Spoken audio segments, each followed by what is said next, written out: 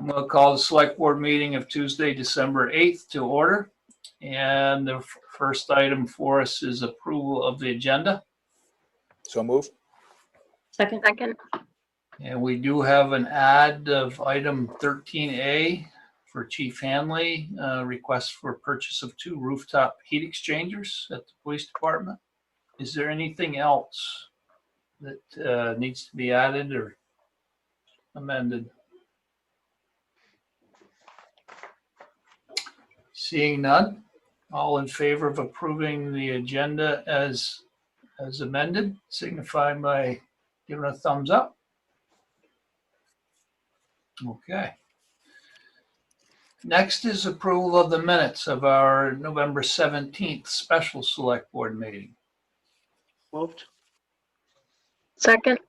Moved and seconded. Are there any requested changes to the minutes?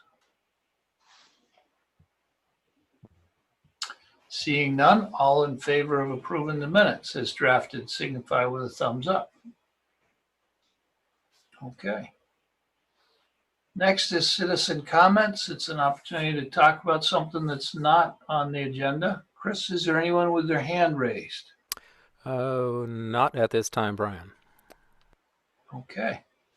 Then if you could bring Chief Hanley in and we'll get Chief's local emergency management director update. Okay, I don't see Tom at the moment. Unless I'm missing him. Does anybody see him? No. Okay, it doesn't appear that he's joined us yet.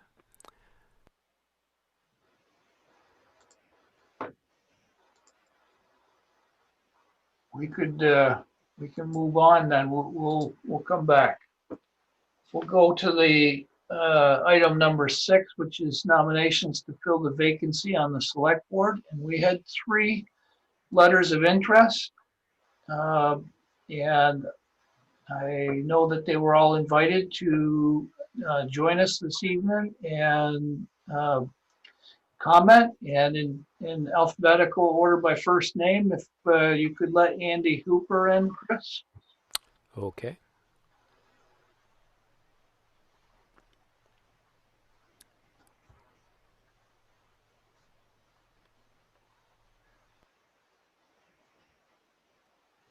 Hi there. Hi, Andy. Hi, Andy. Aye.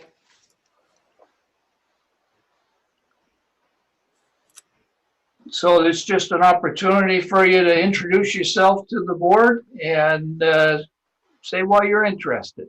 Sure, I gave you, I think, the more detailed letter of the 3 that you received. I have been involved in politics for a long time. If I hadn't had such a bad intro to poli-sci class, I might have majored in it in college. Instead, I went into physics and mathematics, and I'm now a programmer working for Cabot Creamery over in their Waitsfield office. I just find the way that people live together in groups to be fascinating. In college, I signed people up for the Green Party in California. In my 20s, I had a change of heart and actually ran for the Vermont House as a libertarian once upon a time. And then I was involved in a number of political offices, as you can see in my letter, on a nonpartisan basis. And I call myself a pragmatist, right? There's things that government can do well. There's things government can't do well. And figuring out what those are is the work of everybody, I think. Everybody and everybody. Yeah. I served on the city council in Montpelier for 8 years, 4 terms before I moved to Middlebury. And I just so enjoyed that work, right? So much of it is mundane, but to do it with a team, with a common goal of improving the community and getting people to work together and make them feel invested and that they're heard in all of the different forums and in all of the ways that the council or the select board interacts was really meaningful work. and I'm hoping to do more of that.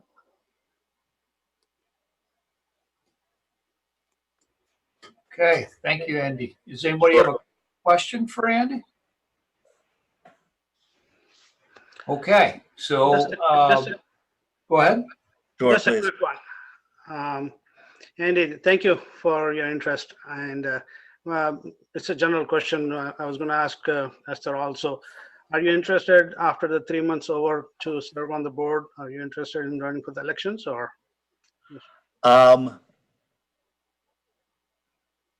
Probably. I don't know. I'm not going to commit at this point. It depends on who you guys appoint and what the climate is come January, I guess, when nominations are required. There's no petition process this year, I understand. So that makes open seats quite interesting. I might go from probably to likely. I'm likely to put my name in. Thank you. You bet. Actually, Andy, for every one of us who's ever been appointed, that's the exact same line we have. I'll think about it, and there we are. And some of us 11 years later are still thinking about it. All right. Thanks, guys. Okay, thanks, Andy. Chris, if you could let Esther in, please. Okay.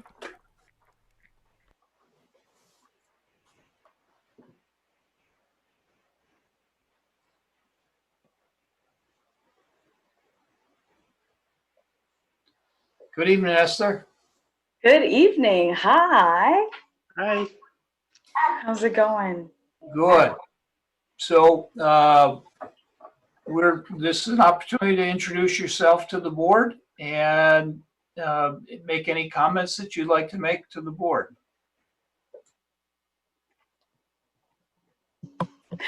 Hi, so good to be with all of you this evening. My name is Esther Thomas, and I moved here a year and a half ago, and I work at Middlebury College. I am interested and put a letter, and this is my lovely buddy, Lawrence, who is joining us. And I put my letter in of interest because I thought I could bring a different perspective. I am a single mom with 2 beautiful souls. Yes, they are. And a working mom. I work full time. I work for Middlebury College. So far, it's been a great ride. So I thought I could bring that to the table and bring a new and fresh perspective.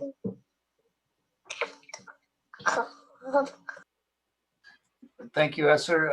Farhad, I believe you wanted to ask her a question. Yes, same question I asked Andy. Thank you for your interest, Esther. I was wondering if you are interested in, after the completion of the 3 months, would you be interested in serving on the board for the next term? Yes, I would. Good. Are there any other questions? Okay, thank you, Esther. Thank you. Chris, if you could invite Laura in to join us. She's on the way.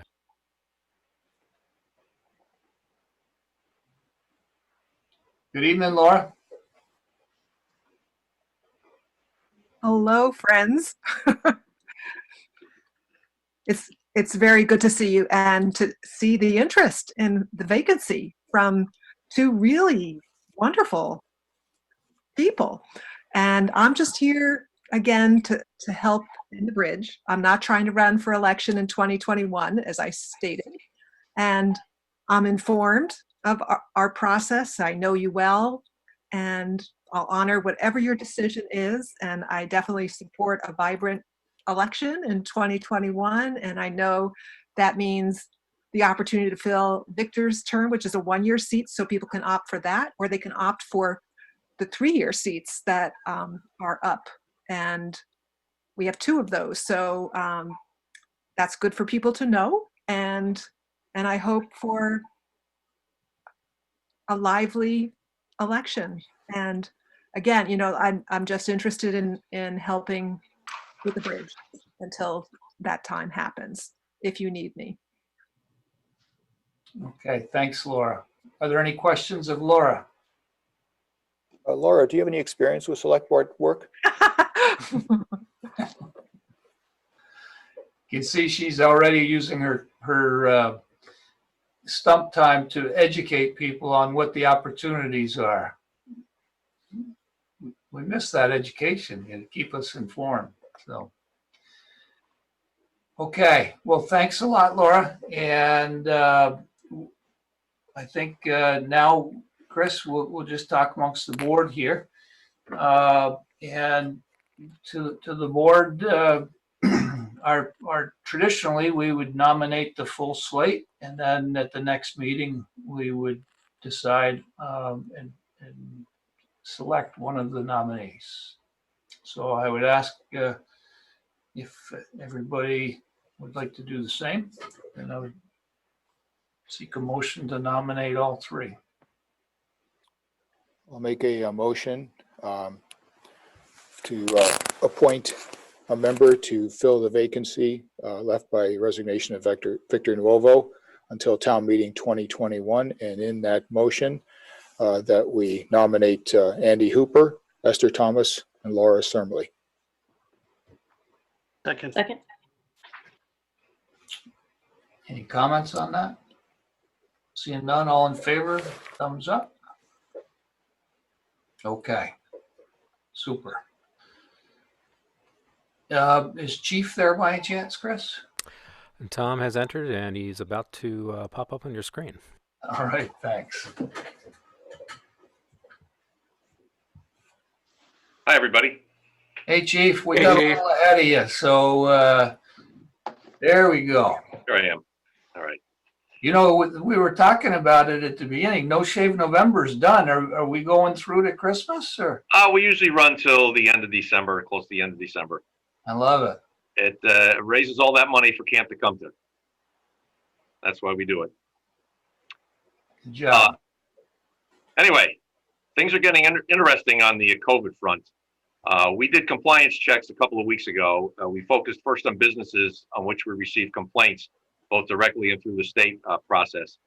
And then we hit a number of other businesses which had been mentioned by the governor's office, just to make sure everybody's up to speed on this. Mostly educational.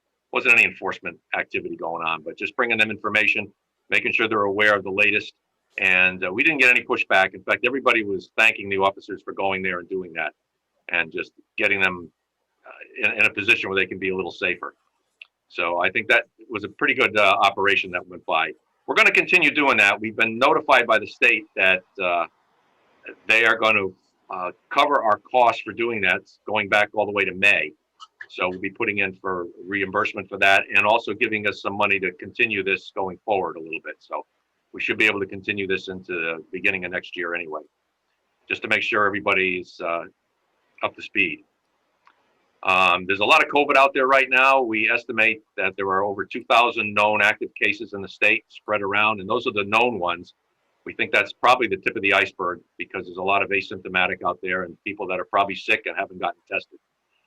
Right now, the state lumps all the tests together, whether they're the PCR confirmative tests or the presumptive test, the antigen test. If they get a presumptive positive, they include that in the numbers, which has helped inflate some of those numbers a bit. But all the presumptive tests will end up being confirmed with PCR. In the last 2 weeks, we've had 44 new cases here in Addison County. Middlebury, back to December 2nd, has had 30 cases since the beginning of the year. Now, we know there's been more since that in Middlebury, because 2 of our officers responding with MREMs to a medical call received an exposure. There were 3 people on this call that had COVID, and they're going to get tested Friday and Saturday. MREMs is sending their crews down to get tested as well. So I don't believe we've had a problem. We're pretty good with using our PPE, and they were all engaged at the time. So I'm not too concerned about it, but we've taken precautions here in-house to make sure that if they did get exposed, that it doesn't spread through the building. We've tightened up all our COVID engineering controls, which were pretty tight to begin with here. Everything from capacity in rooms, limiting it to 2 people per room if that's necessary, and then wearing masks inside the building. We're really trying to avoid getting anything running through our office here. What we're seeing through the state is that it's the multi-household gatherings, the failure to follow quarantine rules are really fueling the surge in the state. Though here in Mid, we're seeing a high level of compliance. Everywhere we go, we're seeing people with their masks on. We're seeing the different businesses that are in full compliance. Every now and then you get a stick in the mud who just refuses for whatever reasons they refuse. But for the most part, a lot of masks out there and people are really doing their part to keep our numbers down here. And that's the report for today. Thanks, Chief. Are there any questions? Heather? Thanks, Chief Hanley. I got a phone call the other day from someone who was concerned. I recommended that they reach out to Kathleen and that, she could then engage you however it was necessary. But are the post office buildings as federal buildings under different regulations than anything else? Yes. Okay. The governor doesn't really have any authority over the federal buildings. They are Okay. federal properties. Okay, that's what I thought. I don't have a problem engaging folks though if there's a problem there with masks. Or No, I think it was more a question that I couldn't answer about whether they had whether the guidelines were different within the post office than not. And I thought the answer might be yes, but I didn't have an affirmative answer. So, so thank you. I appreciate that.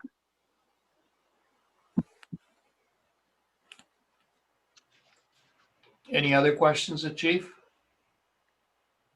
Okay, we'll see you back here in a little bit, Chief. okay. Next is appointment of town's representatives to the Addison County Economic Development Corporation, ACEDC. The town did not receive any new candidates in our recent advertisement. And Kathleen reached out to Jeff Olson, our current representative, who has confirmed his interest in continuing in this role for 2021. And so if the board is amenable to reappointing Jeff, a notification letter confirming his selection has been prepared for Kathleen's signature on behalf of the select board. Brian, just to note that Jeff Olson is with us tonight, and I'm sure he'd love to. We'd love to join him in. Okay, yeah, thanks. Chris, could you bring Jeff in with us? He should be here momentarily.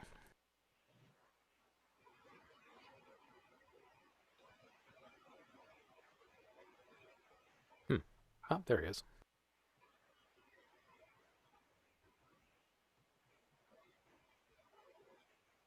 Good evening, Jeff. Hey, everybody. Let me start my video here.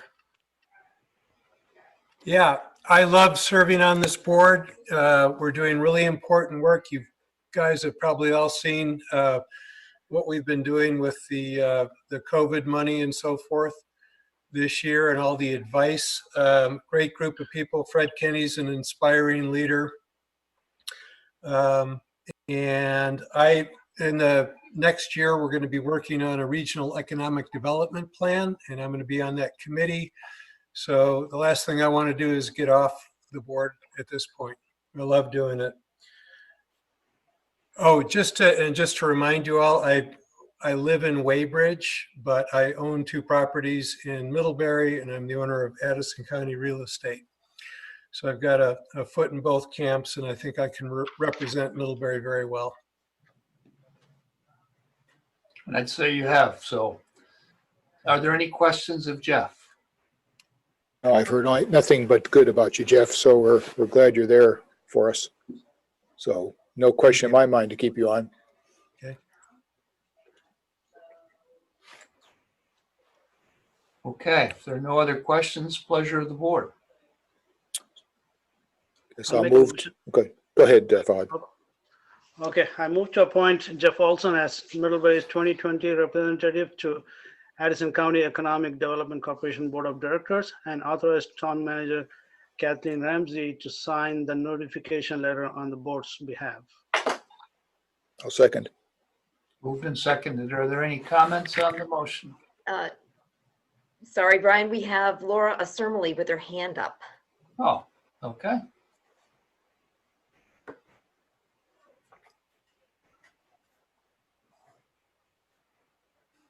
Hi, Laura. Hi, can you hear me? Yeah. Okay. Hi, Jeff. I know Hi. you well. And I'm just wondering if you're familiar with the Climate Economy Action Center and their plan to have a plan also that would be good to incorporate into your planning. Sure. Is Steve Meyer associated with that? Yes, it is. Okay, I got an email from him. So by all means, yeah. And I'm sure Fred is familiar as well, but I'll take that to heart and weave it into the plan going forward. Yeah, I've been especially impressed with what they're doing around agriculture and looking at the future for that in our county. So just something that I Yeah. want to mention. Yeah. By all means. Okay. Thank you. Okay, we have a motion and second. And are there any other comments? Seeing none, all in favor signify with a thumbs up. Okay, Jeff, welcome for another term. Thank you. Appreciate it. For your work on the behalf of the town. Yeah. Next is bringing back the request from Dave Silverman regarding the addition of an article to the town meeting warning, which would be, shall the town of Middlebury permit the operation of cannabis retailers and integrated licensees, which are licensed by the state of Vermont pursuant to Act 164 of 2020, subject to such municipal ordinance and regulation as the select board may lawfully adopt and implement, and done by select board initiative rather than by citizens petition. And we talked about this at the last board meeting, and the board was pretty split. Now, I neither promote nor condemn it, but I believe that the select board should ensure a robust opportunity for education, for discussion, for debate, opportunity for persuasion through, op-eds in the Addy Indy or on Front Porch Forum, and for people to contemplate prior to voting. And so my position is that I think we should move forward and get this warned and establish a date for a hearing. And that way we're ensuring that as many people within the town are aware of it, that it's going to be voted on, and provide them an opportunity to debate and provide an educational opportunity at the same time, and so that we get maximal voting. If it comes in by petition at the last minute, it's going to really short circuit that. And I'd like the select board to make sure that we're controlling this and providing an opportunity for everybody to have their say. And that get then by voting this year, if the vote is in the affirmative, it gives us an opportunity to a longer window for planning and for the town to consider what is needed, not just for zoning, but for regulations and control. So I'm hoping that we could unanimously push this forward and provide an opportunity for each of you to make any comments you'd like at this time. Dan. Yeah, I guess I'd just like to emphasize that the only thing we're voting here is to put this on the ballot for the town meeting. It's not representing any position that I personally am for or against, or anybody on the select board is for or against. We're just pushing this motion for a vote. Okay. Anybody else? Farhad? I like the language of the motion. I'm comfortable with it. I just have a question on the second part where it says to warn a public information prior to town meeting. Is this how much ahead of the town meeting, or is it on the same day? No, the intention would be to have a meeting that provided ample opportunity for people to comment and debate. Basically, it would be incumbent upon us to create another select board meeting that was focused on this particular topic. I just want to be clear that we have sufficient time between that meeting and the town meeting. Oh, correct. Yeah. Yeah. I think in the month of February, after we've gotten the town meeting warning out and our budget complete, February would probably be a good time, but obviously, not just the week before. Right. Any other comments? Pleasure of the board. Well, in light of the state's adoption of Act 164, I move to warn a town meeting article in 2021 to determine the will of the voters in regard to permitting the operation of a cannabis retailers and integrated licensees in Middlebury that are licensed by the state, thereby providing town officials and staff ample time to create appropriate local regulations as needed should there be an affirmative vote. I further move to warn a public information session prior to town meeting to give the community an opportunity to fully explore the question they will be asked to vote upon. Second. Moved and seconded. Are there any comments on the motion? Okay, hearing none. All in favor signify with a thumbs up. Okay, thank you. Brian, sorry to interrupt. Fred Dunnington has raised his hand. Okay. Go ahead, Fred. Hi, I appreciate your letter, the letter that was acknowledged in your motion.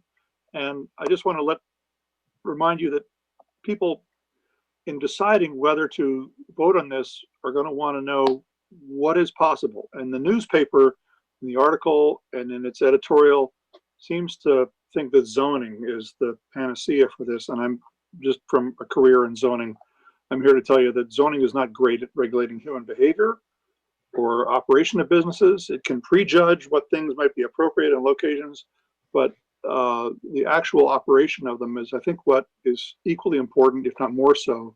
And the capability of the police to enforce that is far superior than zoning.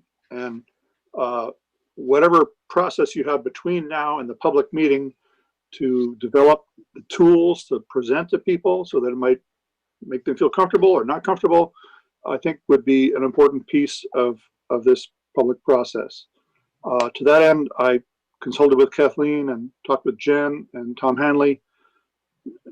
Nobody is really eager to, have to take on more. Certainly not Tom Hanley.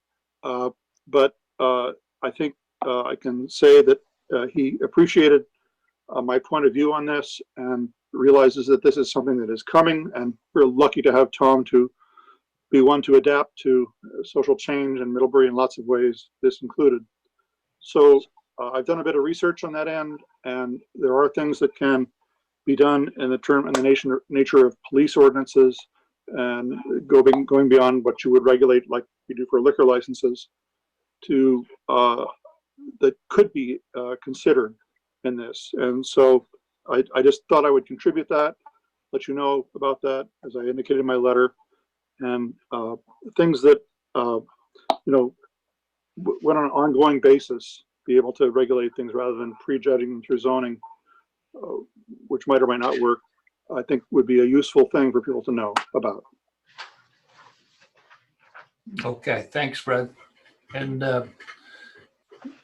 Fred, those will be things that will be focused on when we do the hearing.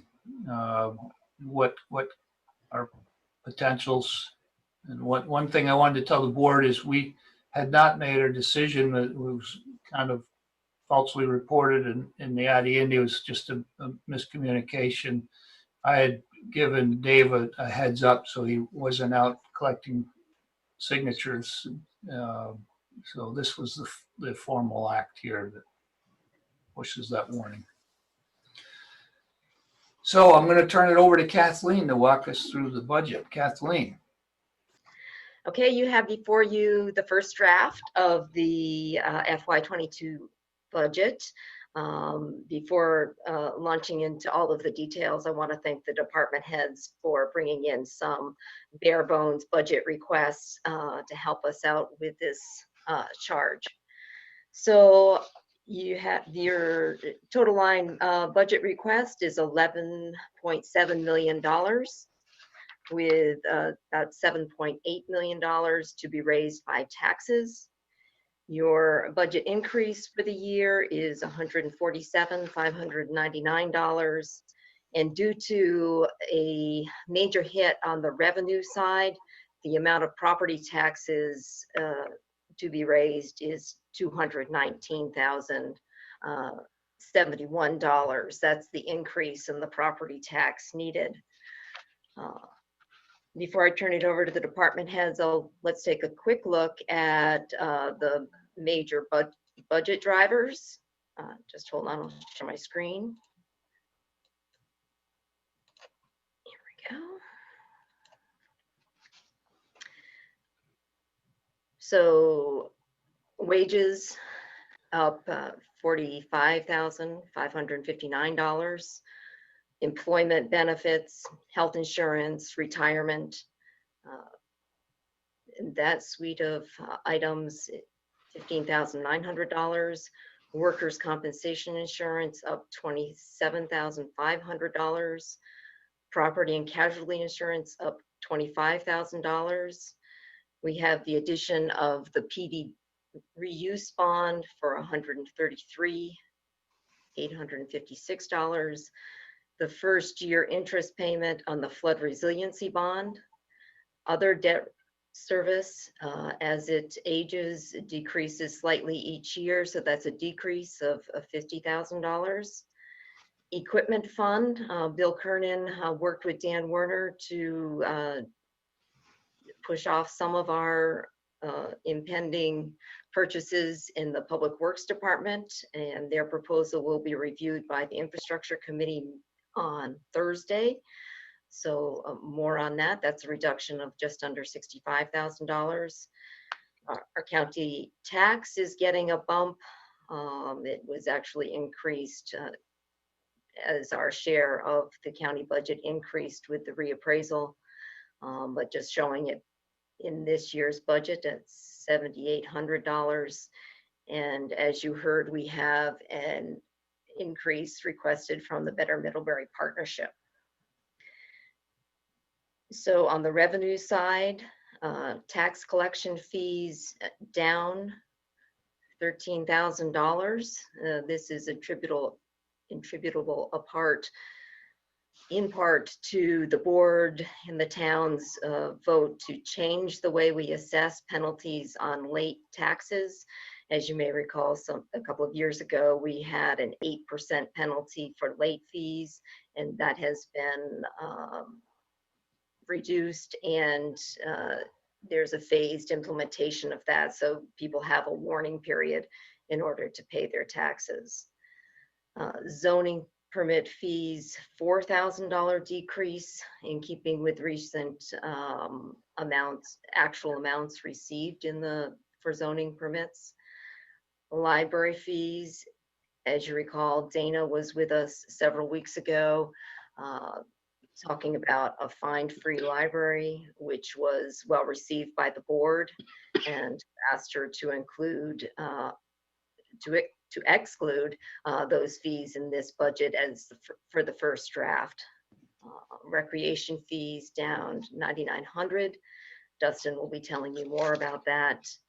And due to the dramatic decrease in the amount of the interest rate, we're going to see an estimated $62,000 decrease in interest on the general fund, and another $19,000 decrease on the interest for the cross street fund and bridge funds on deposit. Okay, so that's it for the bad news on the revenue side. In good news, town clerk fees up $5,000. That's a conservative estimate, and Webster reports that The per page fees for recording were increased by the state.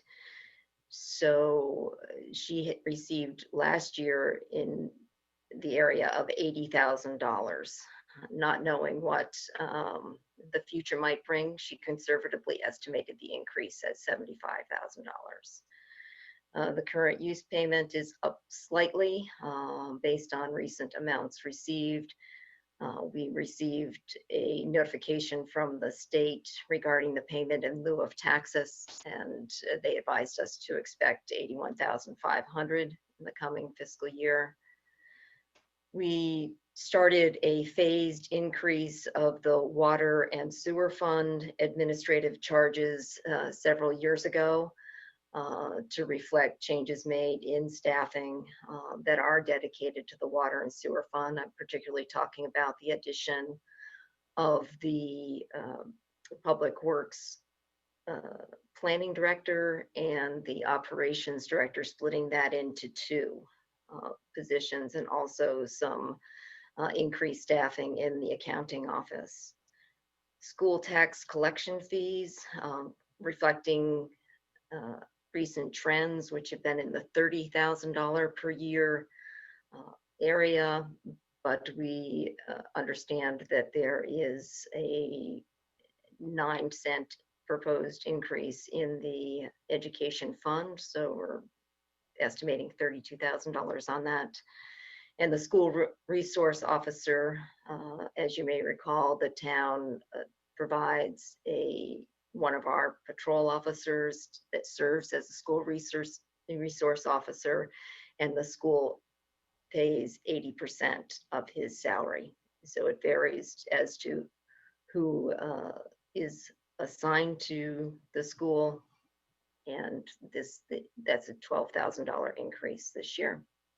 So the total of these major drivers, most of which we don't have a lot of control over, is $210,982. Our grand list for the coming year, if it is as finalized for this year, is 9.6 million, and that would result in a 2.18 cent increase. Important to know that the budget as presented to you is a 2.25 cent increase. Let me just turn my light on.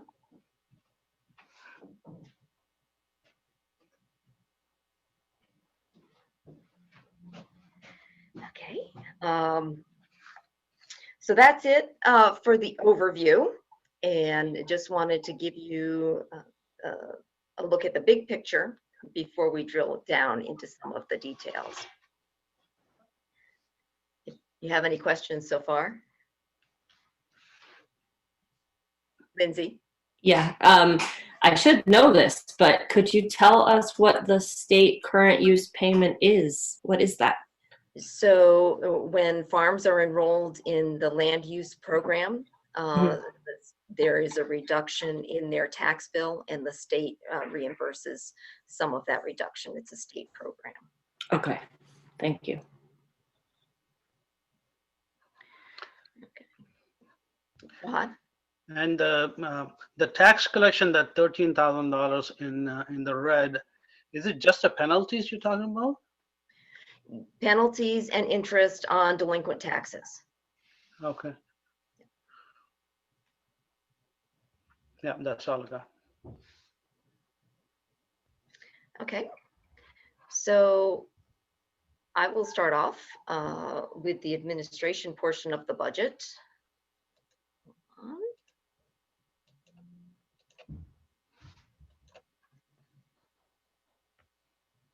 Which starts on line 181. Anyone desiring a printout of the general fund expenses so you can mark it up, just let me know. Happy to provide that by mail. That's both for the board and anyone listening.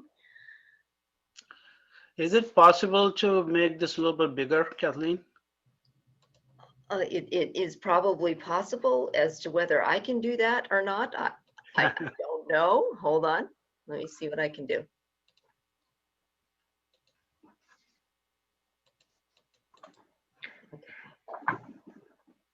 Kathleen, in the lower right, This looks promising. okay, in the lower right, there should be that little magnifying. Yeah. Thank you, thank you. Now you can read. Okay, so the administration budget includes select board stipends and expenses, town manager's office, planning and zoning, energy committee, local and regional agencies, accounting services, town treasurer, town clerk, town office operations and maintenance, the annual audit, annual report, website and e-newsletter, expenses, elections and BCA, legal services, and assessing. So I'll point out a couple of factors contributing to the decrease in this section. We have the town office's maintenance.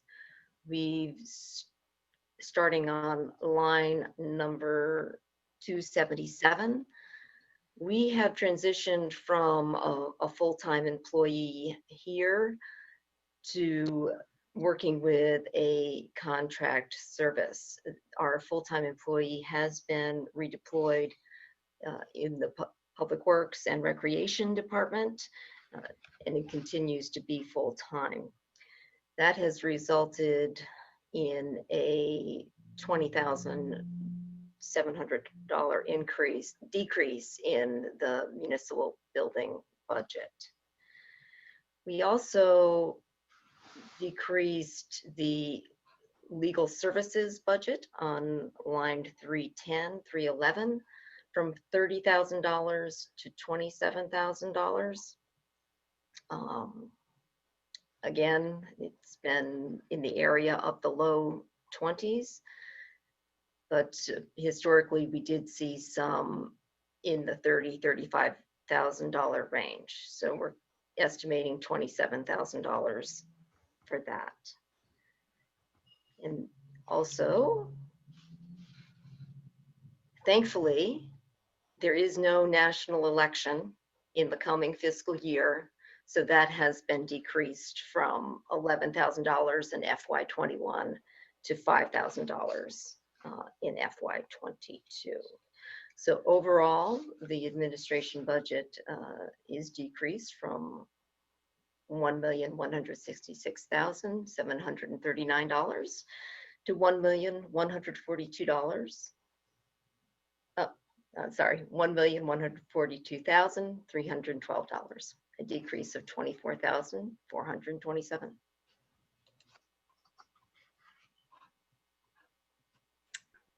Yes, Lindsay? Will we see that $20,000 then in Parks and Rec? Yes. Okay. Parks and Rec also is submitting a decrease in its budget, but we have replaced some part-time work and shuffled employees between the Public Works and Recreation Department to make that happen. Okay. So I know that's a lot, but that's what I have. Go ahead, Dan. Yeah, just, this is, I'm behind a year on this, but in this assessing office, line 315, which is the wages, it used to be a budget of 9,000, and then last year it went up to 30,000, and this year at 25,000. I take it we hired somebody? Let me get that back. So several years ago, if you look on line number 319, we had an assessor on staff. He retired, and we have transferred those wages to a part-time employee under line 315. We did have in FY19 a reappraisal. So a lot of our assessing office expenses were covered there. We are looking to provide additional part-time help in the assessing office now that we're post reappraisal and starting to do normal operations. Did that answer your question, Dan? Yes.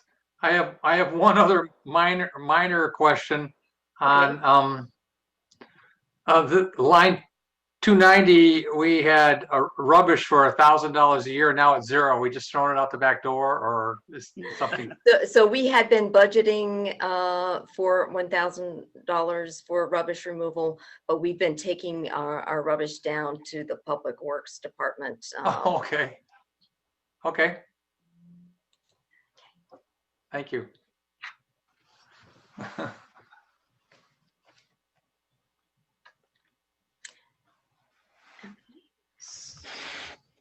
Do you want to move ahead to Dana? And Everybody's ready for Dana. and Joe McVeigh.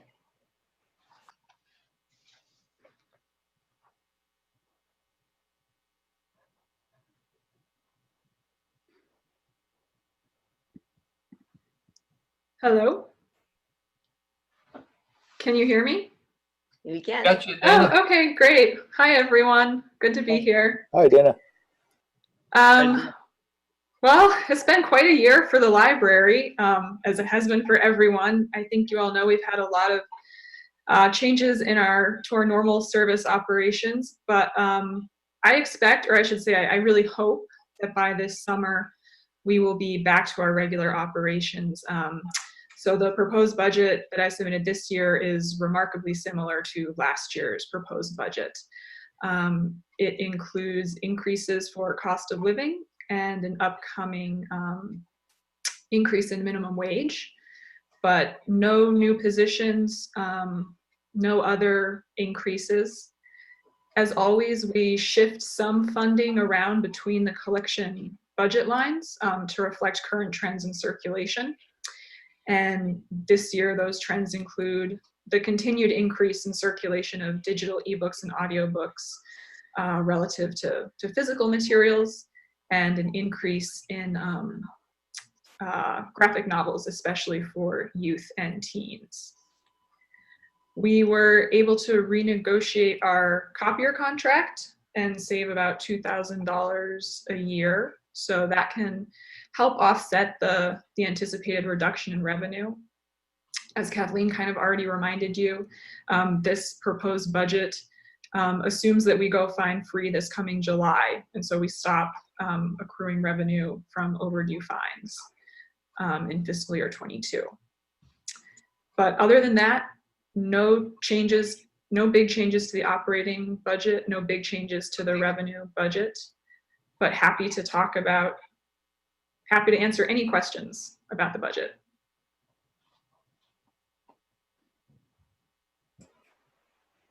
Dan? And this is probably as much for Kathleen as is Dana.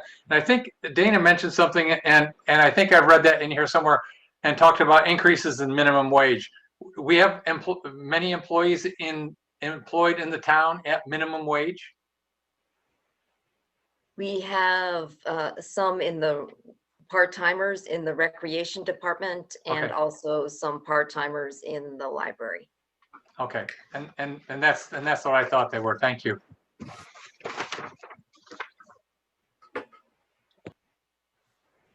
Are we gonna let Dana off this easy?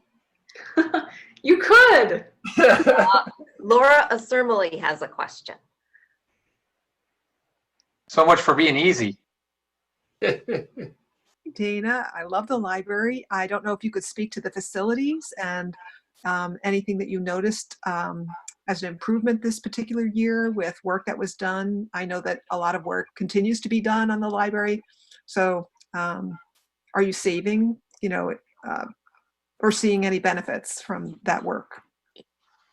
Yeah, what a great question. So I think what one of the things she might be alluding to is the work on the historic windows that we had done.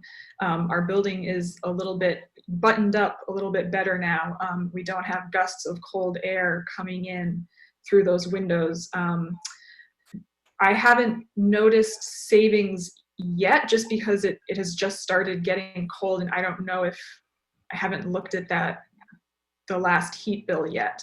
But I can say anecdotally, certainly, it is more comfortable to be in parts of the library that have historic windows in them now. And I can certainly update the select board once the winter bills for heating start coming in to see if there is a drop in that. Thanks. Could I just jump in here as for a moment as president of the library board to let the select board know that this library budget goes through several stages with the library board before it gets to you. And to Laura's comment on the building, I did want to mention that as you know, the library does have quite a number of needs in terms of improvement to the physical building. The most pressing of that is an upgrade to our HVAC system, which has been considered by the infrastructure committee. And I believe that the present plan is to defer that expense to the following fiscal year. So that's something we'll be putting off a little bit. Thanks, Joe. Any other questions? Well, Dan and Joe, thank you for the hard work on the budget. And if you're not getting that many questions, it looks like you might be okay. So Fingers crossed. Thank you, everyone. Right? Thanks for the good work in this tough time. So we appreciate it. The town, we all appreciate it. Thank you. I'll pass that on to the staff. They work hard. I'm sure I know they do. Yeah. Starting with the top. Thank you. Okay, then I guess we're gonna let you go and invite Chief Hanley to come back with us.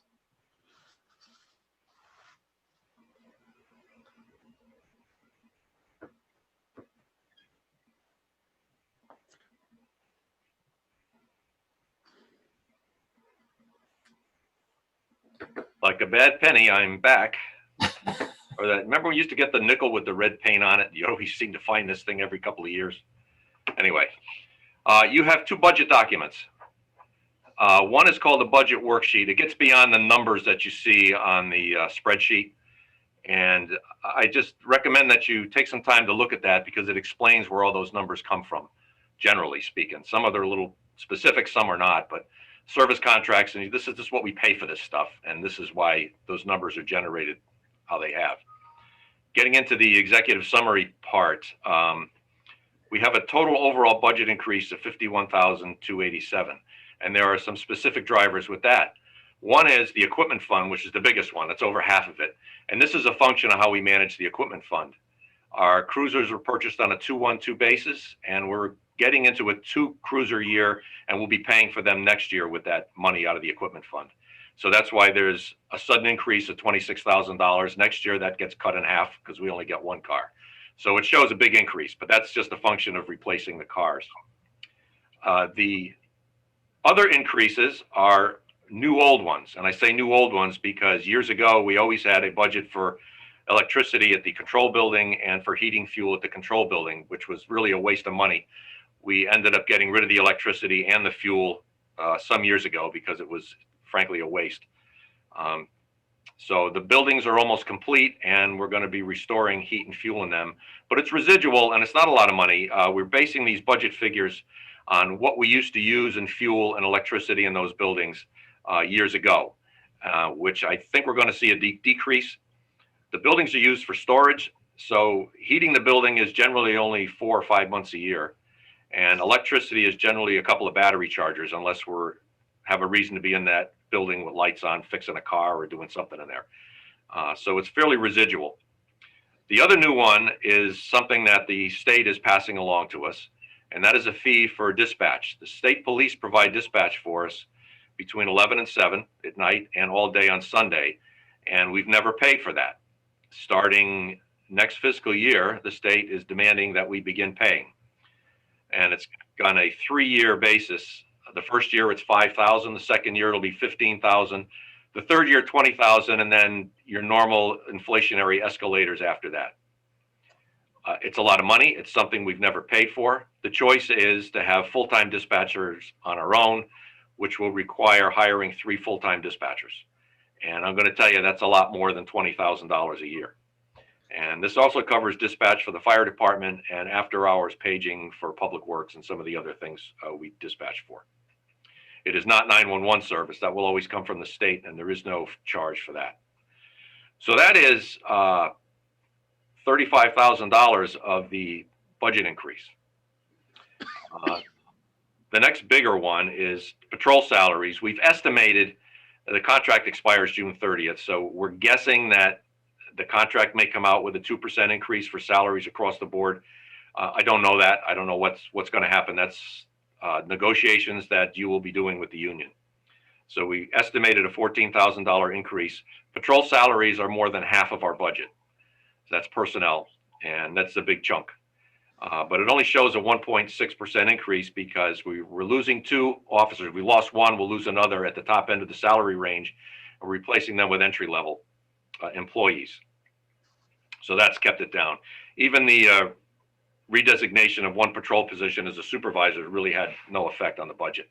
Again, with some of the give and take on veterans going and newbies coming in.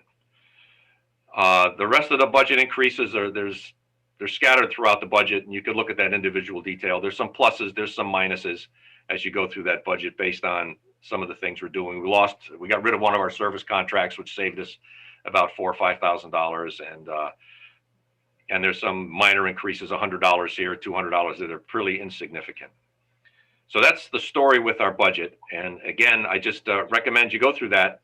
If you had any specific questions about why are you spending this much money on a widget, or whatever, do you need that service contract, or what does a stapler cost? Just, I can answer those questions.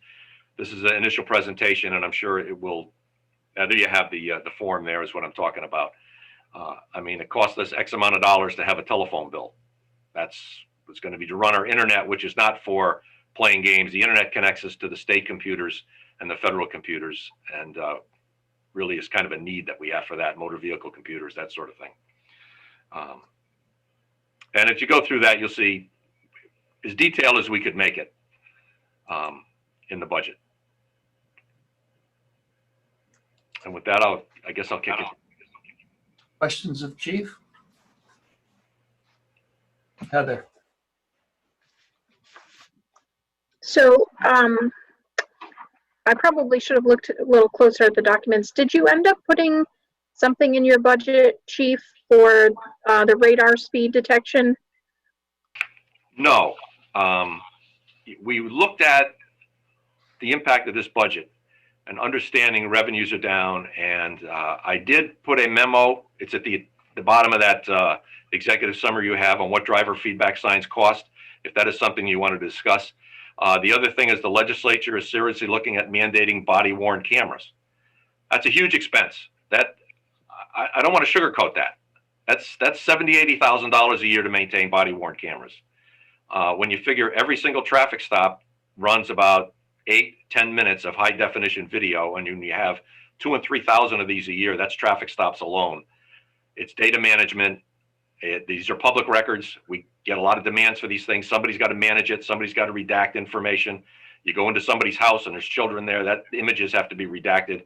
It requires full-time management of that data. And that is intensive. It's more than the cruiser videos because they're outside and it's all public, and when we get a request for a cruiser video, we just duplicate it. It's fairly simple. Body-worn cameras is another thing altogether. I put that in there for information purposes, just so you're aware of it. I'm sure you'll probably hear about that, about getting them. Understand what the cost is up front. And, buying equipment is cheap. We could probably get a grant. It's the maintenance and the ongoing management of the data and the storage. You're talking a 10 terabyte server to hold all this stuff, or a contract outside for the storage. So it's a cumbersome process. So Heather, on the driver feedback radar displays, I do have that in mind as we finalize the capital budget and we talk more about traffic calming in general. And the figures are there for you to look at. The ones I quoted are what we call dumb units. They just provide driver feedback speeds. They don't do what our other ones do and do speed studies and analysis. We do have a couple of questions. Oh, Dan? Dan? Sorry. Yeah, is this the time to ask specifics? Like, I'm being the newbie, there's things on here that I just don't know what they are. And is it okay? Yeah, absolutely. Okay, line 469, incentive pay. What is incentive pay? There's two levels. One is for education, one is for physical fitness. What we tried to do years ago is recruit really high-level competent officers. And while we couldn't build anything in that in the salary wage, if they maintain or achieve a certain educational level based on degree, we give them a bonus every year, and having them achieve a fitness level as well based on the fitness level. It's just to encourage a higher level of physical fitness and health and education. Okay. Along the same lines, 483 is the tuition expenses. Are they related or? In the contract, there is a clause where we provide tuition reimbursement for any officer that is going to take courses in a criminal justice or related field that benefits the employment. That's in the union contract. Nobody's taken advantage of that. Most of them are coming to us with degrees in hand already. But it's in the union contract, so we put it in the budget every year. Okay, thank you. Line 486, service, typewriter. Yeah, we don't have typewriters. I was hoping not, but it's $9,000. So yeah, that's our network and computers. Okay. And that's what it says on your regular budget spreadsheet. Ours says network systems, computer equipment, and that sort of thing. I thought it was there just to trick me to see if I was reading this. So thanks. Another kind of a bigger question. Spread throughout your budget is almost $200,000 in overtime pay. Yes. And I know it's well earned, and I know there's fabulous people, and I know we need it. When I start seeing that much of overtime pay, sometimes is there any way that could be solved by more employees? Employees are cheaper than overtime. Overtime doesn't increase the health benefits. We try to maintain at least a level of minimum staffing. Some of that is a function of people being out of work for sick or injured. Like right now, we've had an officer out of work for 2.5 years. Right. He's coming back next week. It's a problem of trying to staff 24/7, right, with sufficient people on, and with vacations and sick leave and all that. That number goes up and down as we go through the years. If we have nobody hurt, the number is quite a bit lower. If people are hurt or out of work, or we have, God forbid, a vacancy, that's our biggest challenge, because when we have a vacancy, it takes us over a year to fill that vacancy. Yeah, I remember that story. For a good 6 to 8 months before they even do any service for us while they're in training. And that's a huge cost. So we're paying a person to be here. We're paying somebody else overtime to replace them at the same time. And it's a killer for us. But it's either that or put the placard on the door and nobody's working today, which. That doesn't sound good. Be different. No. So it's a big number, but something we manage. Nobody likes to work all that overtime. Believe me, they don't like getting ordered in or having their days off canceled. It's just a function of trying to staff an emergency service 24/7. Okay, thank you. I think that's all I got. Yeah, thanks. Chief Hanley, could you just give us a quick update on how the K-9 program is going, and whether you can still consider it a real valuable part of our budget and department? Yeah, we do. Of course, the officer that ran the K-9 was injured for about a year and recovering on light duty with shoulder surgery. He's back. The dog has helped us in a number of ways, especially he works at night. The dog is out here at night. So if we're doing a building search or an alarm, it's really nice to have that extra sensitivity out there in the dark that can find dangerous things for us. So while it's not an active service every day, you see the dog out there and he's catching bad guys, he provides a level of safety for us. And that's what the dog was intended for. The dog it's limited service for us. This is not a typical police dog. It's a patrol dog. It has helped us find missing people. It does have an ability to do some tracking, but that's primarily what we use it for. Safety at night. Thank you, Chief, for that update. Lindsay? Yeah, just while we have you, and I know you went over it, but since it'll come up again in the future, could you explain again the difference between the state dispatch and the 911, just so we understand what we'll be paying for when those fees come into play? Yeah, 911 takes your 911 calls and gives them to a dispatcher. The dispatcher then, by radio, tones out the fire department, dispatches the police, gets information back from the police. It's the two-way conversation.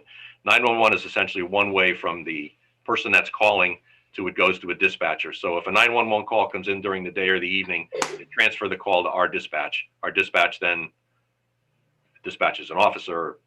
And here we take the non-emergency calls as well. 911 is strictly emergency. At night, the state police dispatchers will answer the call looking for directions, the lost dog, the noise at the night, the alarm, the typical kind of dispatching that the police do. So it's two different levels of service. Okay. Okay. Thank you. Yeah, Chief, one question on dispatch. Do they also dispatch even EMS? No, they take 911 calls, and if it's a medical, they will do one of two things. They'll send it over to MREMS for their dispatch, and depending what the medical is, they'll also notify us. Okay, thank you.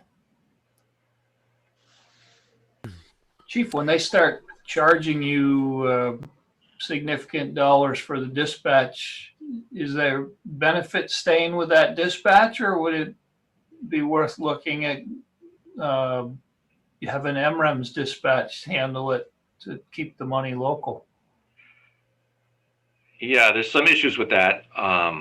Because we're connected with federal and state systems and there's confidentiality, those systems can't be outside.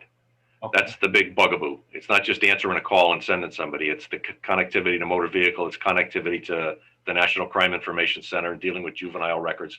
There's a lot of complexity that's involved in that. Our dispatchers, when they hire them, we do a fairly significant background investigation. They're all polygraphed.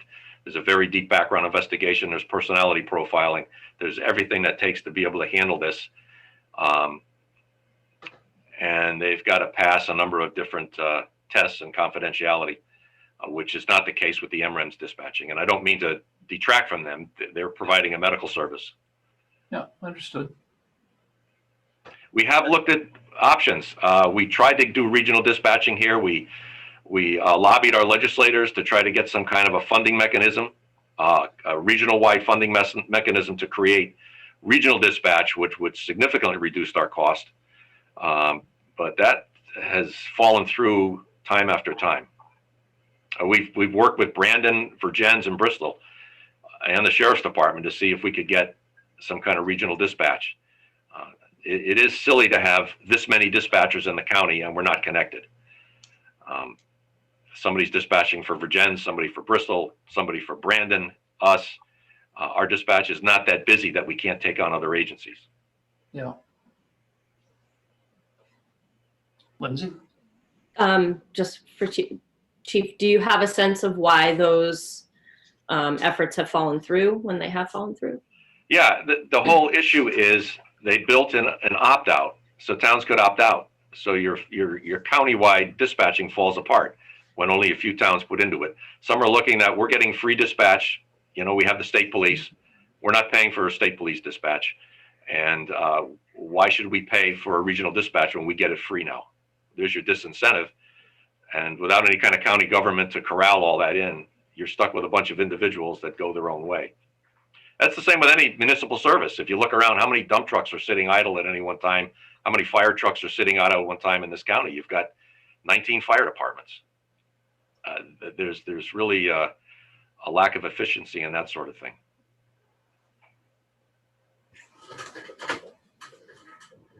Dan? You're muted. Sorry.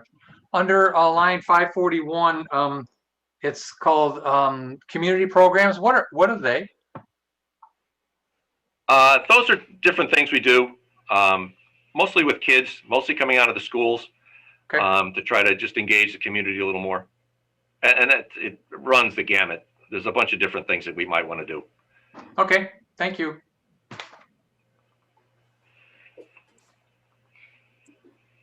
Lindsay? Sorry, I had one more. And again, it doesn't affect this budget, but earlier when you were talking about the potential that the state is going to mandate body cameras, were you saying that we would need to hire additional staffing to manage that data?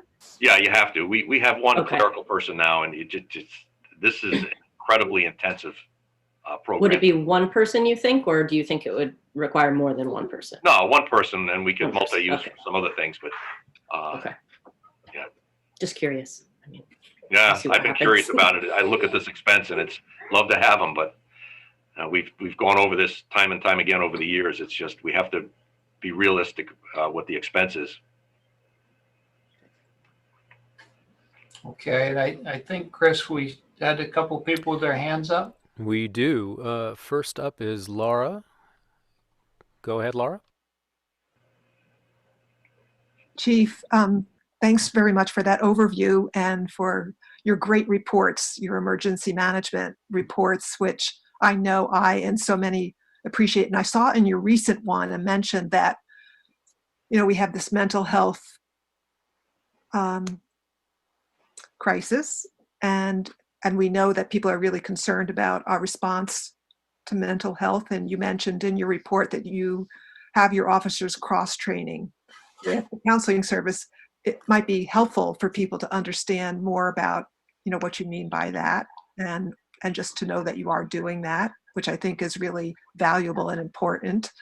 And I know that a lot of people are looking at this particular budget this year, and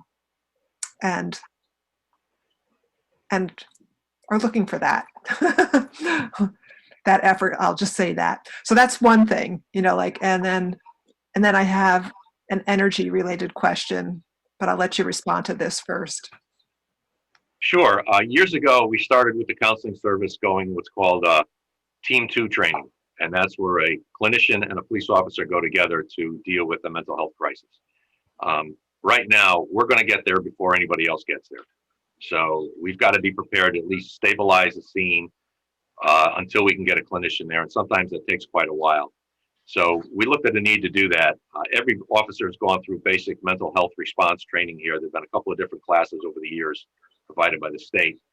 Everybody now has cycled through the Team 2 training with the counseling service. We just ran 5 through it just a few months ago. We couple that with de-escalation training and how to deal with mental health. So we continue that training, and we've tried with Miriam at the counseling service for years to get an embedded clinician, so somebody would actually work with us on a more regular basis for even non-emergency mental health cases. But again, that's a funding issue. The state has not supported that, at least in our area. So the next best thing is we train as best as we can and work with them. Thank you. So, I mean, you talked about the regional issue too, if we could have more of a regional response at that level, that would also be helpful, but we can't. It's just really hard.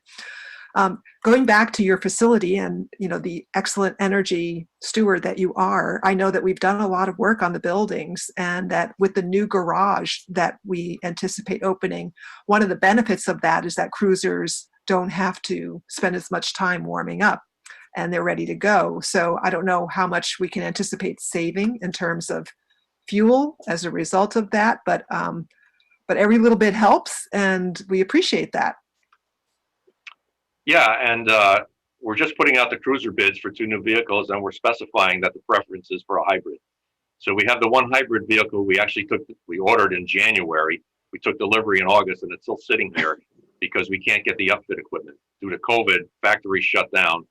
And we're in the queue to get that car on the road, so we can't even give you a report on how much fuel we save with this hybrid, because we're saving a lot of fuel with the hybrid because we're not using it. It's sitting here by itself, unfinished. And so when the bids go out, we'll also put a preference out for hopefully get 2 more of them. That would make 3 of our cars, or frontline cars, would all be hybrids. So I would expect that we would see fairly substantial fuel savings as opposed to just 1 car being a hybrid. We'd have 3, our frontline cars. And of course, we've had a hybrid car here for years for the investigator to use. Have the new windows been taken care of in the conference room yet, or is that still in progress? That's still in progress. It's in the queue. They're going to finish up some of the work on these other 2 buildings. And if you want to see buildings that have been, I would say, more than adequately insulated, you need to take a look at, I've been following the construction. These are incredible. That's great. And being able to park cars inside the garage in the winter rather than letting them sit there idle to stay frost free is going to save us a bunch. The cars will always be warm to be ready to go without having to idle. Right. That's what I hoped. Thank you. Thanks, Laura. Okay, Brian, the other hand raised I see is from David. I don't see a last name. David, if you would provide your full name for the record, please.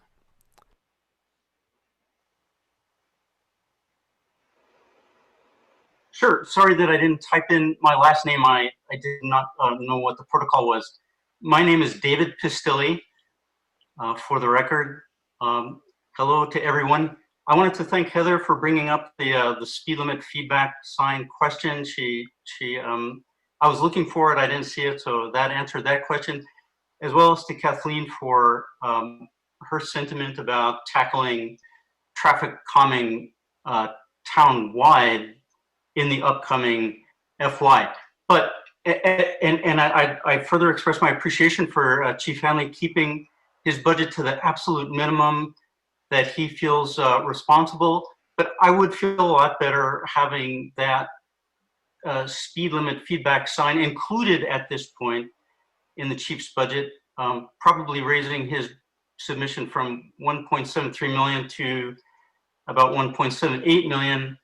And if it gets scrubbed out in future budget discussion in the next month or 2, or if it falls victim to body cameras, I get it, but I feel like I'd much rather have that arrow in my quiver in the upcoming FY than not having it at all. And if Kathleen's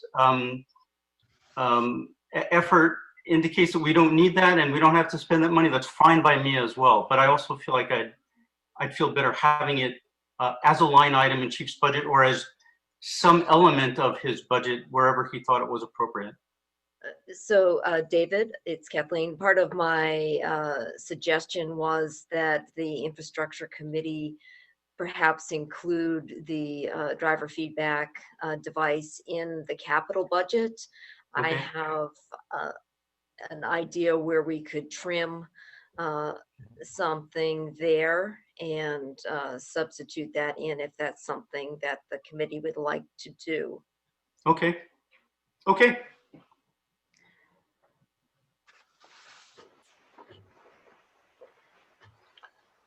Okay, any other questions for Chief? Nick. Yeah, Chief, I'm curious, like as we all are, at how these hybrids are going to perform in actual service. Are you comfortable at this point not having one to go and proceed with getting 2 more? I am. The feedback on them so far, we don't have any long-term feedback because they're fairly new last year. But so far, the operational use of these things has been pretty good. And people have been the agencies have been pretty happy with them, the ones that are using them. It remains to be seen what the long-term maintenance of the vehicle would be. But we generally keep a car on the road about 4 years before it really starts getting war weary and it needs to be removed. So I'm pretty confident that we could definitely get 4 good years out of these vehicles. Okay, thanks.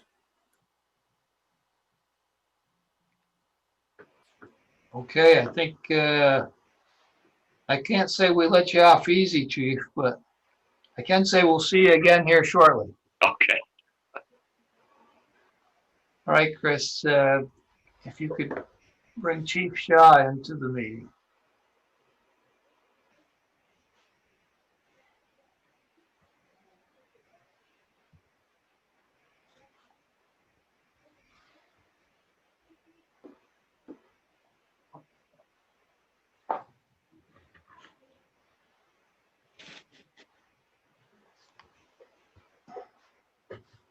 Evening, Chief. You're muted. Can you hear me now? Now we hear you. I learned that on a commercial. Okay, perfect.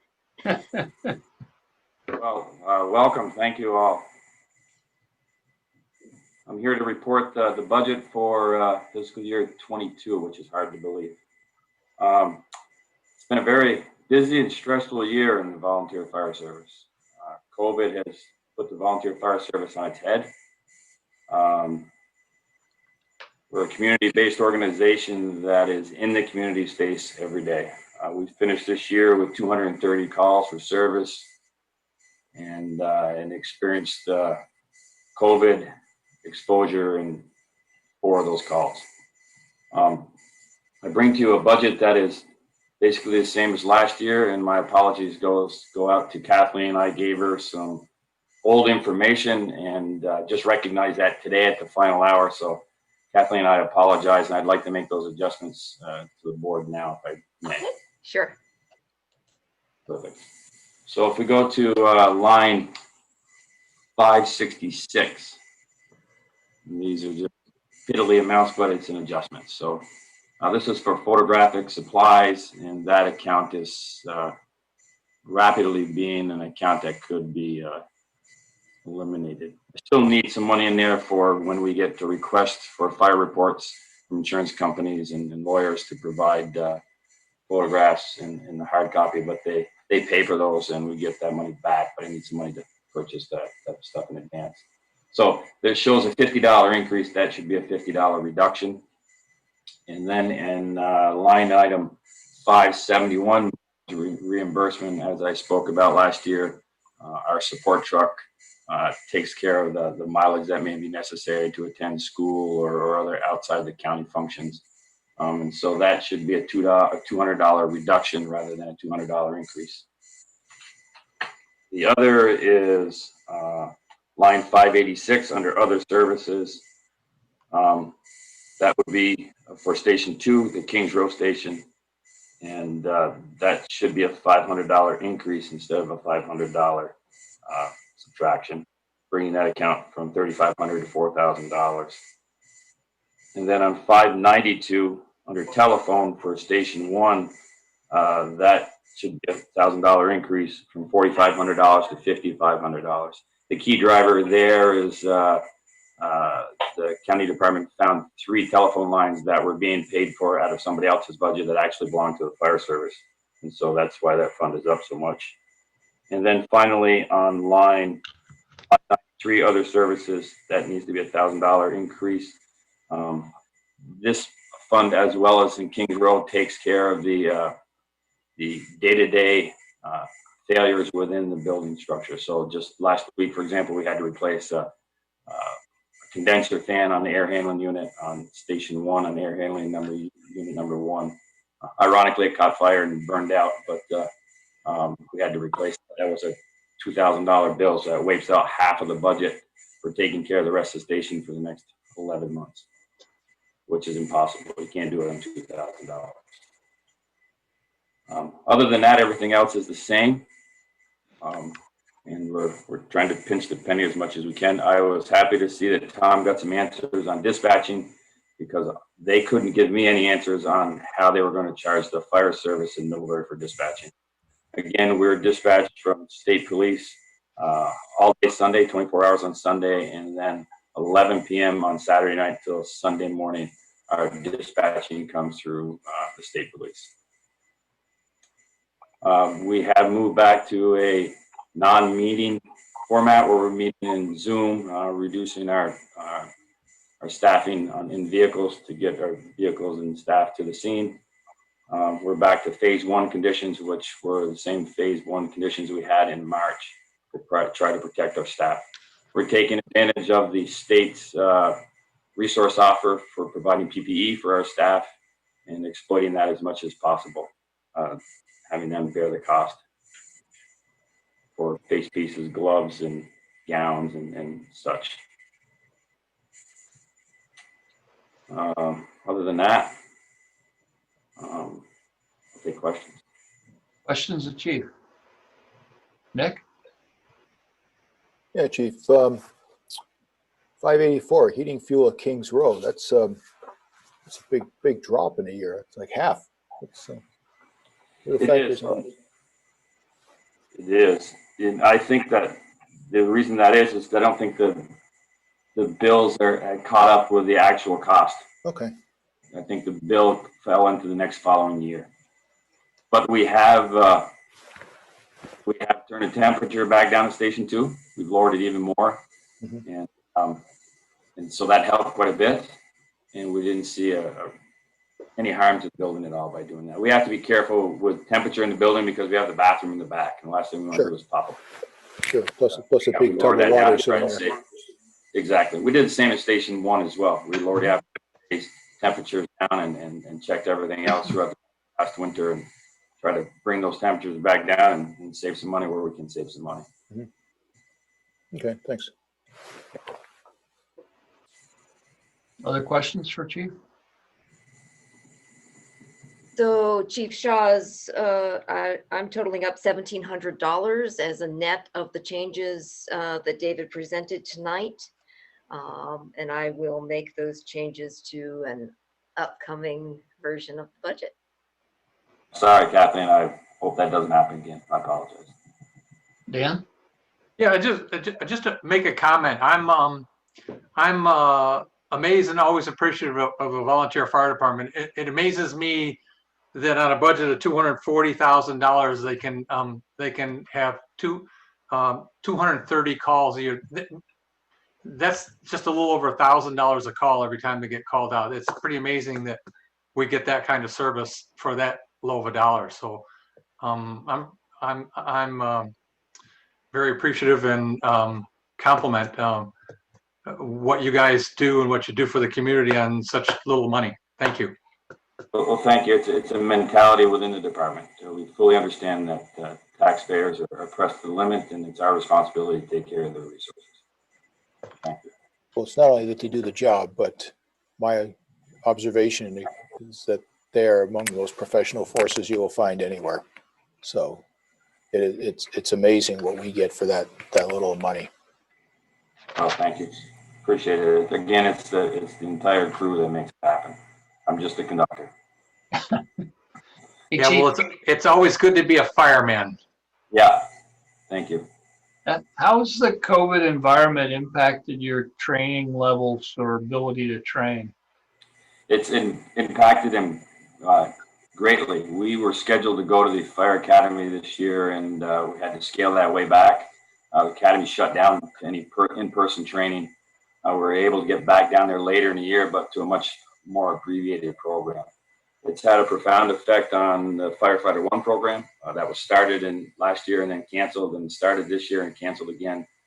And with the fire service is exempt from the meeting regulations from the governor, but in good sense, it makes perfect sense to follow his recommendations and stay apart as much as possible, answer the call, clean the station, get stuff back in service, and stay away from one another as much as possible. So training, we've done much more online training and broken into smaller groups and trained that way. So if we do have an outbreak, we've only affected a percentage of the population, not the entire population, because we can't call somebody else.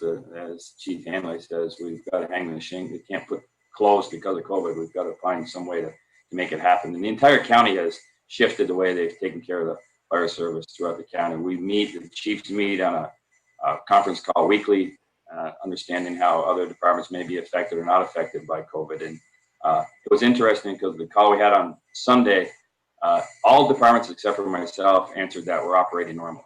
And I don't know how you can say that if you're operating normally when you're bringing reduced staff and meeting remotely. That's not normal. Yeah, thanks for the update on that, Chief. Interesting. Thank you, Brian. Is it, I mean, probably impossible to bring somebody on during this period then? I know you've struggled with trying to fill the staff. It is a struggle. We have a committee that's actively recruiting people. We brought 2 new people on this year, but again, it'll be 2 years to get them trained instead of 1. And so it's difficult. And with the COVID environment, we've had current members that have opted out on some calls because, if they're exposed, they take it home to their family, they can expose their entire family to try to help out their neighbors. So it has affected our roles, fire calls by a little bit. But I wouldn't ask anybody to respond to something they're not comfortable with. Yeah. Nick? Hey, Dave, how about the student firefighters? We've had, been fortunate to have several every year, and they're just outstanding quality. Have we been able to have them this year?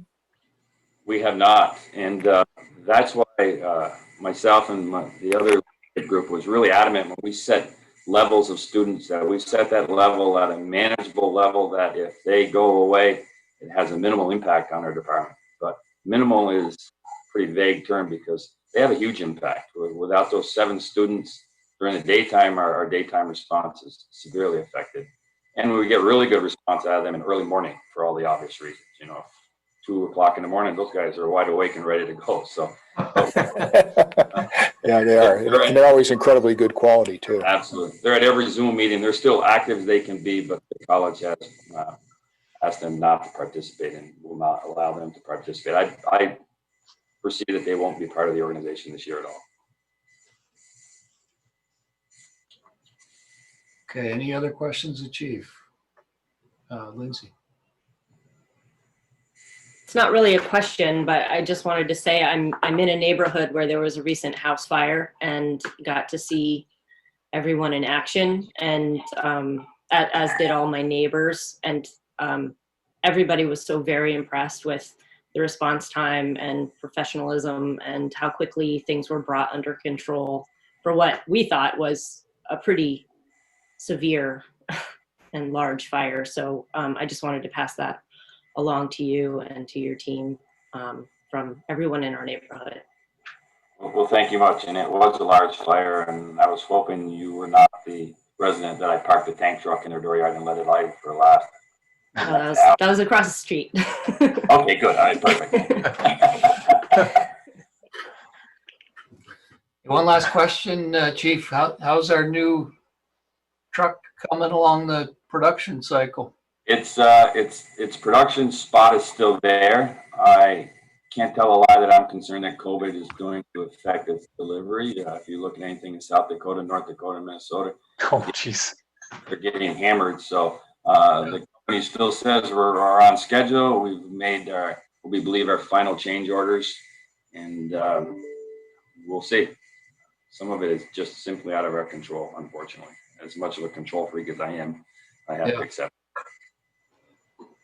Okay.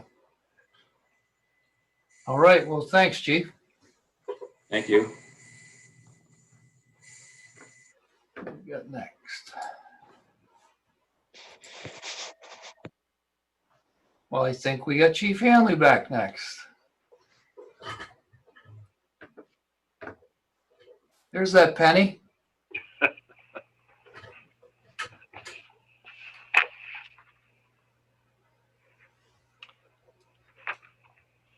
Okay, Purchase there's a couple order of things. requests, right?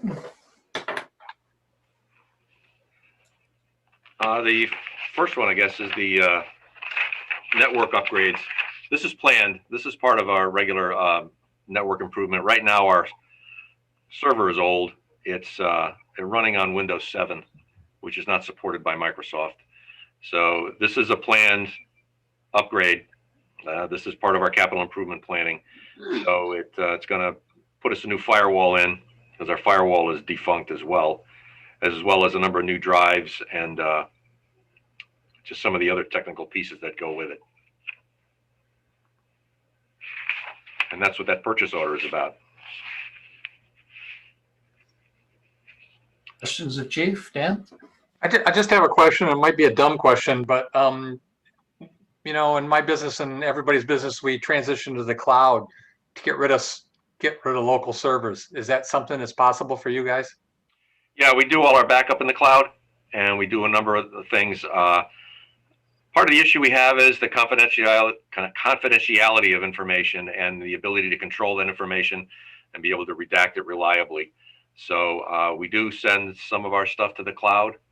In fact, the backup for this is going to be in the town offices in case we have a crash or something happens. So we've got a backup system that's going to be in the town offices. So that's where we're at with that. Some of our WatchGuard stuff, the cruiser videos, those go to the cloud server. Okay, I'm probably wrong, but I thought the cloud was just as secure as a personal server, maybe even more. It is. Our regular records go into a cloud server. In other words, our computer-aided dispatch system it's all in the cloud. It's part of what we call a Valcor system. We're networked with a number of other agencies in the state on that, which keeps our cost low. But things have to operate, and we need to be able to have our network robust and be able to work to do all the different things that we interface with, be it the state servers or the federal servers. And that's really the crux of what we're doing here, and building a more robust firewall. Okay. Thank you. I'll move to approve the purchase of a network or a network server equipment or the network server equipment and software for the police department from Top Floor Business Computer Solutions under the sole source exceptions provision of the town's purchasing policy for a total cost of $8,155. Second. Seconded. Lindsay, you had a question? Yeah, how long do we think this server will serve its purpose? We generally plan about 4 years. Okay. It did the last one last that long? Oh, yeah. Okay. I think we're actually a year out from that. Okay. This is the bigger one because we're transitioning from Windows 7 to Windows 365 Office application, Windows 10. You know, we're in a programming here that isn't supported by Microsoft anymore. So it really was a jump we had to make, which drove some of the cost of this up a little. You're still on Windows 7, Chief? Yeah. Jeez. I know. Wow. Yeah, so it's been a stretch. We need to really change and get up to. We were waiting for a certain. There's a lot of stuff. See, there's a lot of stuff going on here with network stuff. And you can't just change one part. You've either got to do it all or none. And so we had to wait till we got up to the right spot where we could do the change. Okay. Any other questions of Chief on this? Comments on the motion? Hearing none, all in favor of supporting the motion with a thumbs up, please. Okay, Chief. Rooftop heat exchangers.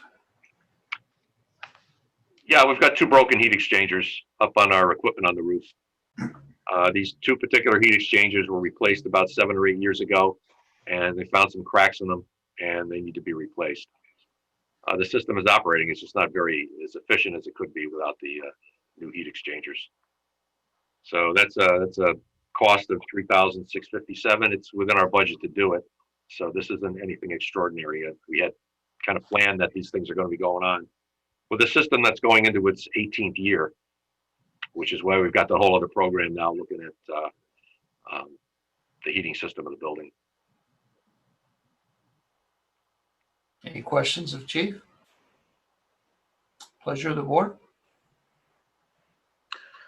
I move to approve the purchase and installation of 2 replacement heat exchangers for the police department facility from VHV under the sole source exceptions provision of the town's purchasing policy at a total cost of $3,657. Second. Moved and seconded. Any comments on the motion? Okay, all in favor of supporting the motion signify with a thumbs up. Okay, Chief. Did you have anything else, Chief, or you want to come back at the end to sing us a song? I'll spare you that. Look at Kathleen laughing up there in the corner. She's the villain in all this. That's It would be enjoyable. I didn't know that was in there. I started getting comments saying, "What are you talking about? I didn't put any link in this." And I could hear the chuckling all the way over here. Oh, well, thanks, Chief. All right, you're welcome. Have a good evening. Kathleen, you want to walk us through item number 14, the amendment to the grant agreement? So this is good news. We had been previously awarded design and planning money for the East Middlebury Flood Resiliency Project. And after being fully permitted and fully designed, FEMA has finally, at last, 10 years later, decided to award us the remainder amount of the money to move to construction, hopefully in 2021. Any comment or questions of Kathleen on this? It's something we've been working on a long time here, so. I'll authorize Town Manager Kathleen Ramsey to sign the agreement amendment to the grant agreement with the Vermont Department of Public. Oh, am I in the right place? Yes, I am. Sorry. With the Vermont Department of Public Safety for the Phase 2 construction of the East Middlebury Flood Resiliency Project. Second. Moving second. Any questions? Okay. All in favor of the thumbs up? Okay. I'll also authorize Town Manager Kathleen Ramsey to sign the agreement amendment to the grant agreement with the Vermont Department of Public Safety for the management costs for the construction of the East Middlebury Flood Resiliency Project. Second. Questions or comments on that? All in favor with the thumbs up? Okay. Kathleen, grant agreement on the Exchange Street sidewalk. Yes, our grant agreement with the state of Vermont for the construction of the Exchange Street sidewalk expires on December 15th of 2020, and they have offered us an extension. So hopefully we can move it forward and be in construction by the end of 2022. You know those emojis with the face, the hand in front of the face? This is just ridiculous. Brian, I don't know if you remember, as I do, in I think 2015, 2016, we had the engineer for the Exchange Street project at a select board meeting, and he said, "You're probably going to get to construction in 2020." And we all went, "No." So here we are. Yeah. Pleasure of the board. I'll move to authorize Town Manager Kathleen Ramsey to sign the amendment to the grant agreement with B-Trans for the Exchange Street sidewalk multi-use path, extending the performance period to December 31, 2022. I know I've probably seconded some of these in all this long time, so sure, again. So any comments or questions on that? All in favor with thumbs up? And let's get it built this time. Okay, next item is the race equity and inclusion. And after the last select board meeting, Lindsay sent a email suggesting that it'd be nice to all agree on something to continue our discussion. And she has submitted a interview on NPR's program Fresh Air with author Isabel Wilkerson as a possibility for us to agree to listen to and advance our discussion. I have listened to it. I like it. I think it's good, and it brings up some things. And so I open it up for board discussion here.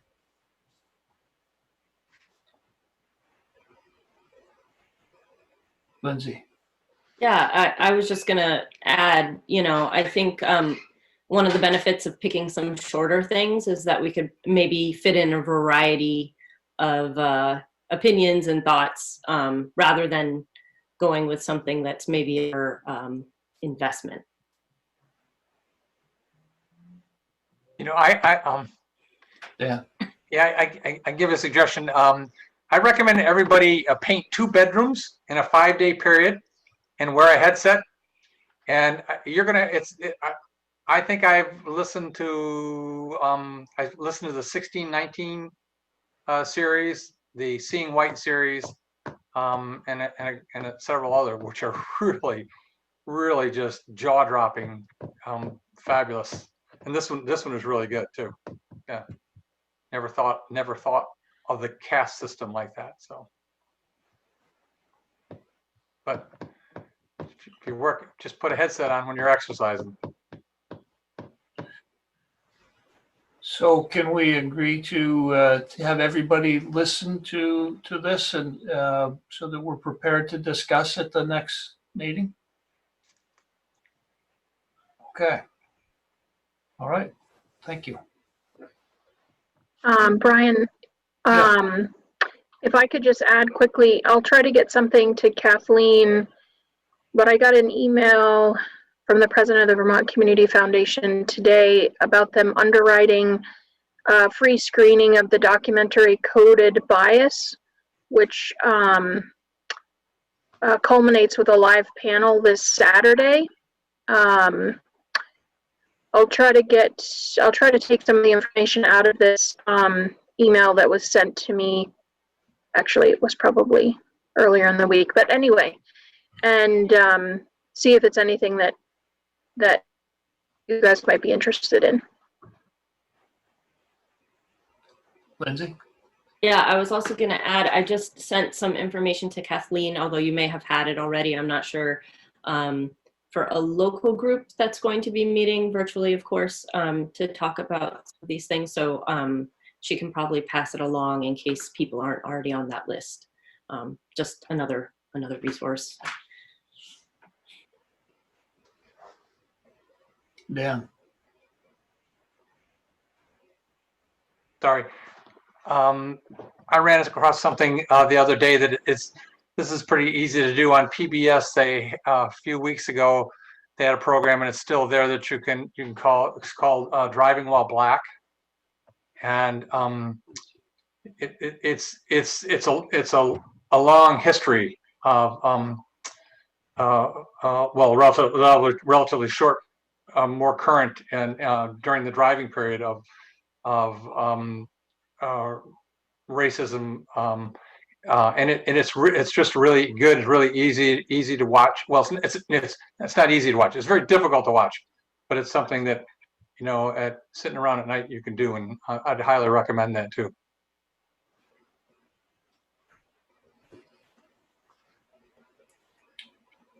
Kathleen, for the boards keeping us, we've gotten a lot of different lists and ideas and everything. Is it worth creating a little drop folder or something that helps us keep organized so we can go back to it and find it easily, not have to find it or do you already have that? So why don't I add these additional resources and put that in a separate folder in your select board packets so you can access it easily. That'd be great. Thank you.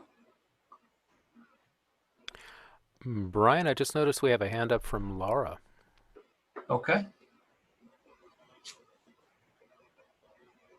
I just want to say how much I appreciate you continuing this on your agenda. I think it's really important, and I love the idea of having a link at the website where not only you, but we can also find those resources and follow up on them. So I just wanted to say that. And I also wanted to say how much I really look forward to hearing from our department heads. This is just going back to the earlier budget discussion, you know, the hard work that they do. It's tedious going over a budget and creating a budget, and yet it's really important to meet them and understand them and their work, and I really value it. this particular meeting. Thanks, Laura. Okay. I think I'm ready for you, Nick, to do check warrants.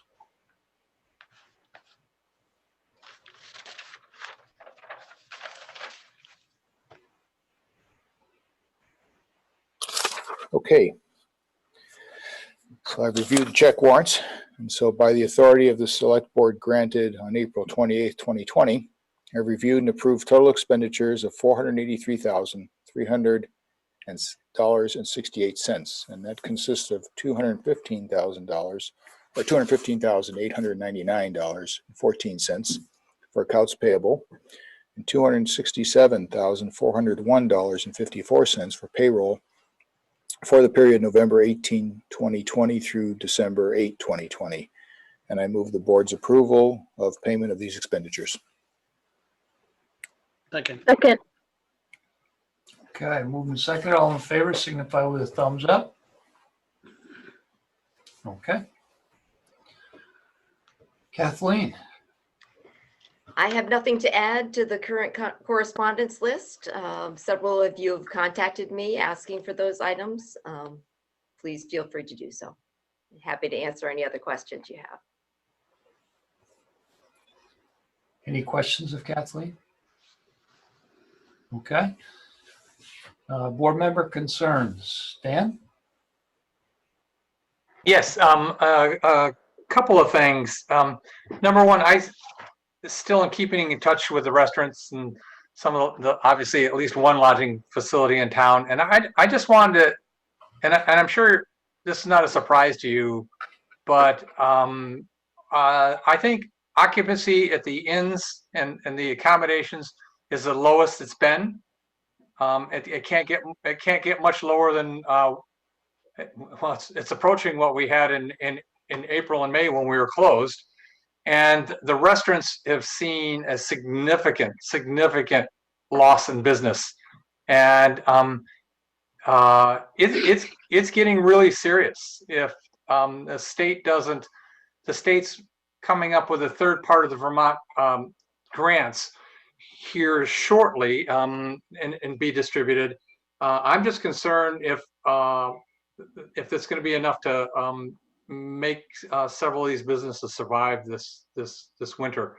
I just think we need to be keenly aware of that, of how critical it really is.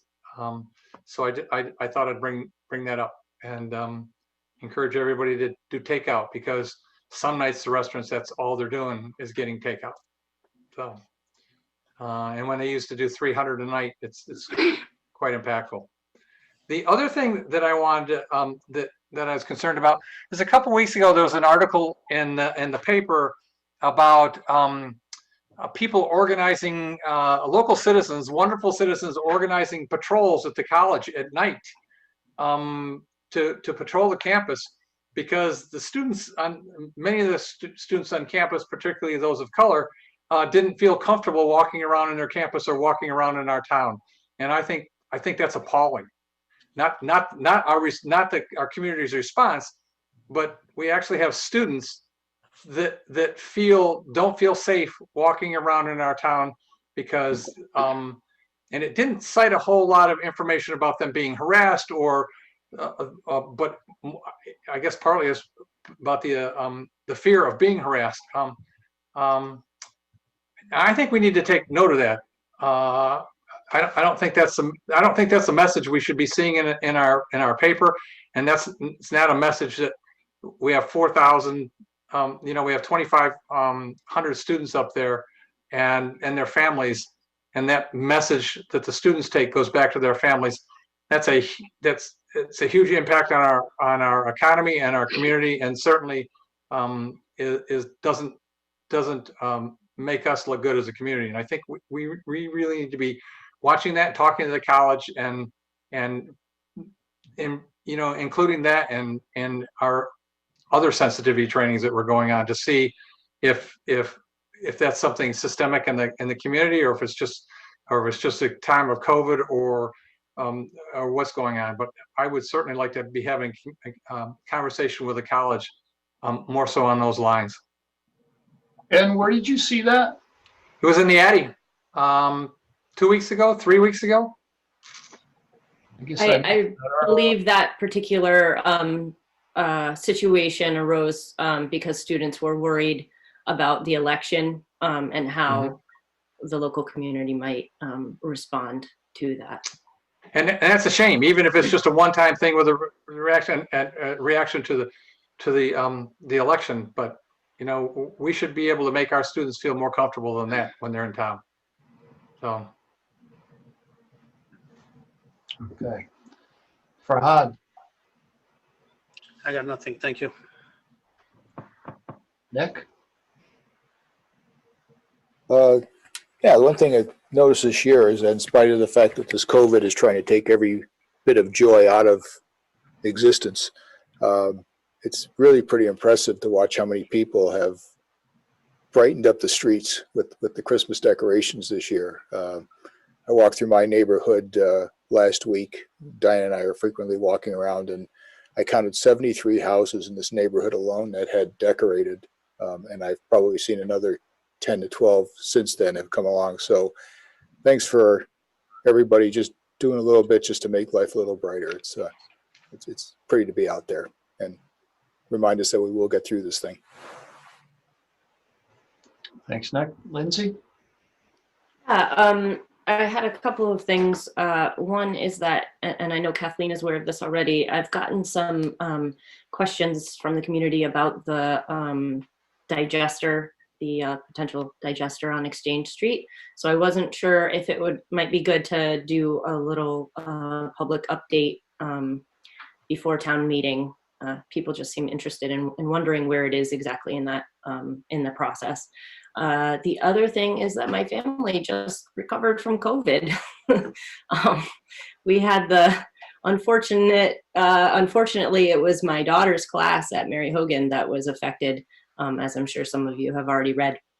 And I learned some things about this process that are very encouraging. One is that the outbreak didn't go beyond her classroom. Another is that the masking helped prevent it from spreading to all of the kids. Some kids did get it, including my daughter, but not everyone did, which is great. And the potting that the school is implementing really worked because it didn't affect anyone else. And then the other thing is that within, I would say, literally 9 minutes of getting the call from my doctor that we had tested positive, somebody from the state called my house to follow up and start the contact tracing process. So that was very encouraging that our system is working on multiple levels. I will say, since we have been home and not feeling our best, I did some ordering online from local stores. A lot of our local businesses have taken the time during this, unfortunate situation to make their websites more user-friendly and to put more of their products online. So I just ordered a bunch of things.